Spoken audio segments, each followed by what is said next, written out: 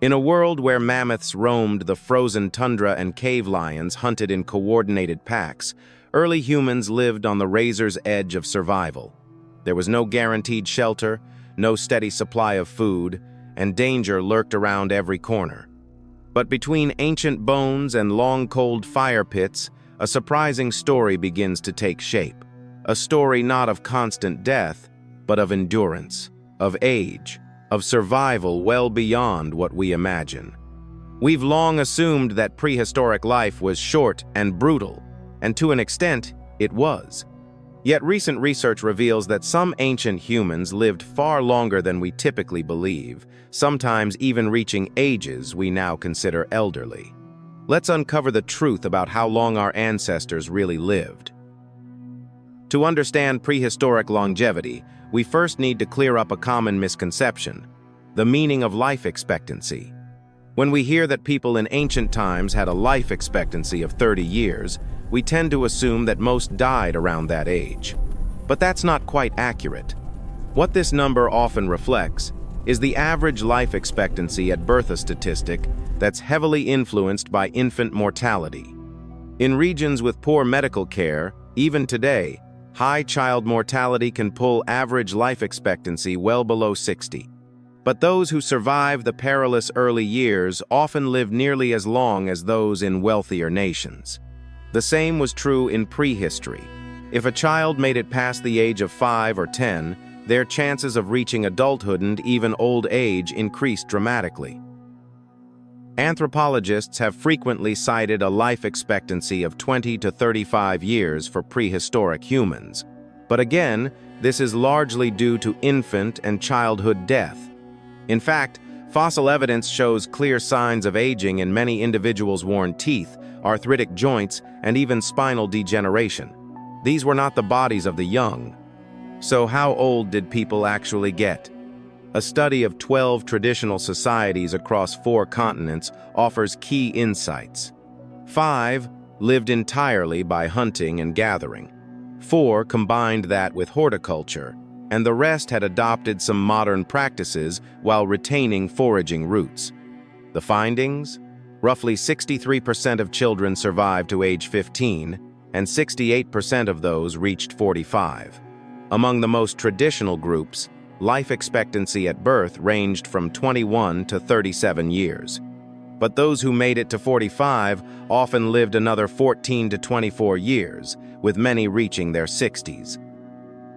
The most common age of death among adults in these groups, what statisticians call the mode, was 72 years. That's shockingly close to the average in many industrialized nations today. Of course, not everyone was so lucky. Many still died young due to disease, injury, or violence. A study of foraging communities found that 70% of deaths were caused by disease, 20% by accidents or violence, and only 9% from degenerative aging. Interestingly, infectious diseases, the kind that devastate modern populations, were almost absent in newly contacted forager groups. Why? Their small, mobile lifestyles didn't allow viruses to thrive or spread. The lives of Aboriginal Australians offer a rare window into prehistoric survival.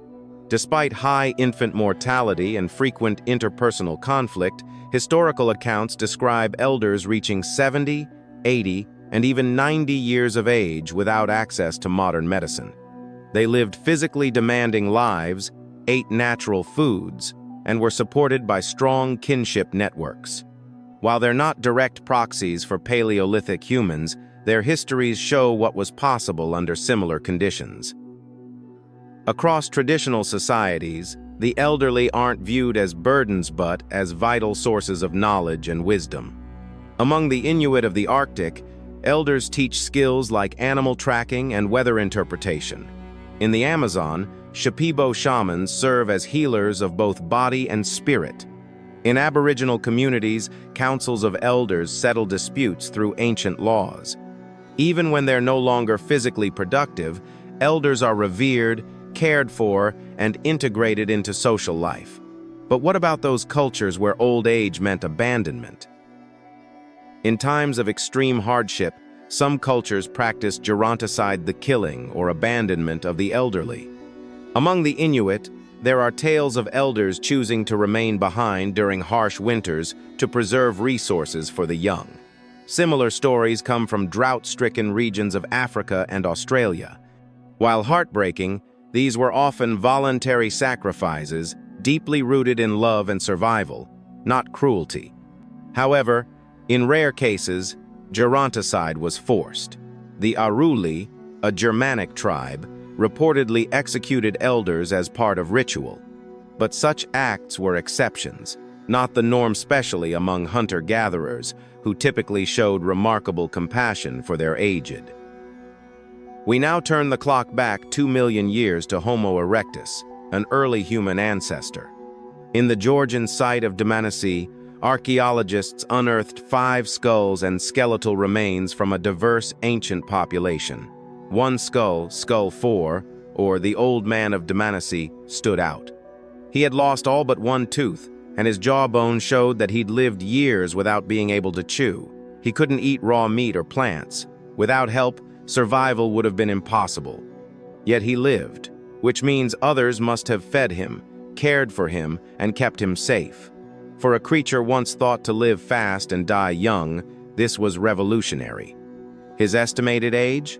Around 40. For Homo erectus, that was elderly. Could some Homo erectus individuals have lived to 60 or 70?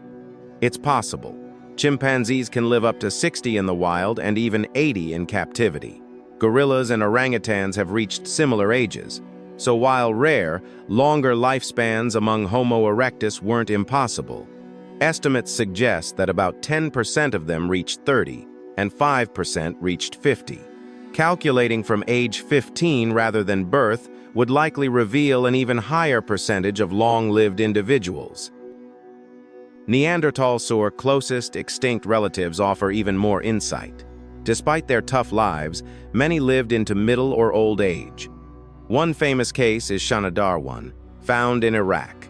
He had a crushed skull, a useless arm, degenerative joint disease, hearing loss, and poor vision. He could no longer hunt or gather.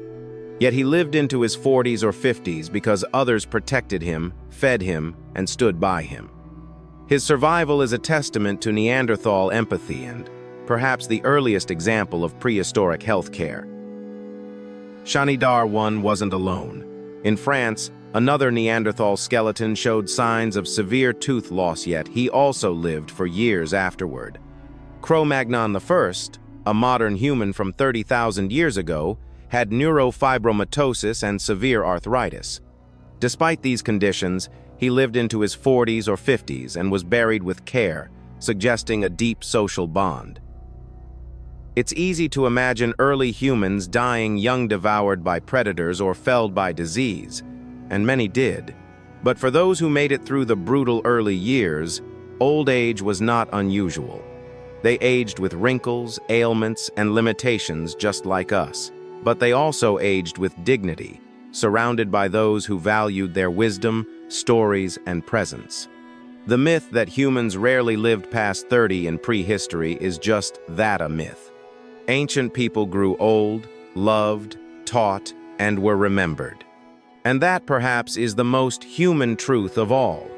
Subscribe to Prehistoric Shadows for more truths buried in time.